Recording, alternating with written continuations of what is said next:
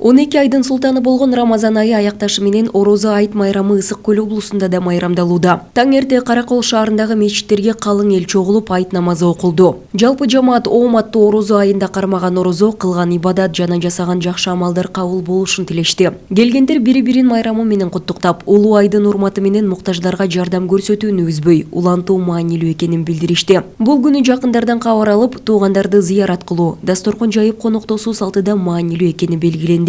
Орозо айт намазы дуандагы бардык жума мечиттеринде окулуп, эл ичинде майрамдык маанай жогору.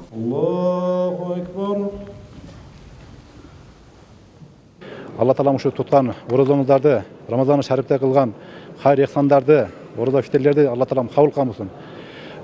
Ушул айда ушул саатта кылынган эхсандар, дуалар сөз кабыл болот. Мана бүгүнкү күндө ушундай бир курсанчылыкка келип отурабыз. Эки сүйүнүч бар. Биринчиси орозо кармаган инсан акырына чыккан болсо, экинчиси кыямат күнү Алла Таала Райян деген бейиштин эшигин ачып, ошо күнгө киргендеги сүйүнүч. Алла Таалам ошо эки сүйүнүчтү баардыгыбызга насип кылган болсун. Экономикада болсун, дин жагында болсун, жакшы жетишкиңдер бар. Албетте бул ошол биздин мамлекетибиздин туура саясаттын негизи деп айтсак болот. Биздин тилегибиз ошол мамлекетибиз аманчылык болсун.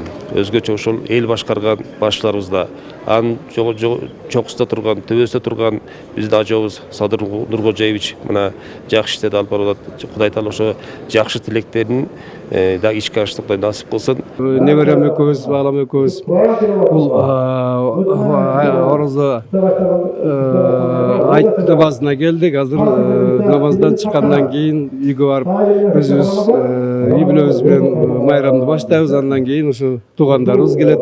Туугандарды кыдырып бүгүн ошол жакшынакай майрамды ошондой майрамдайбыз деп турабыз.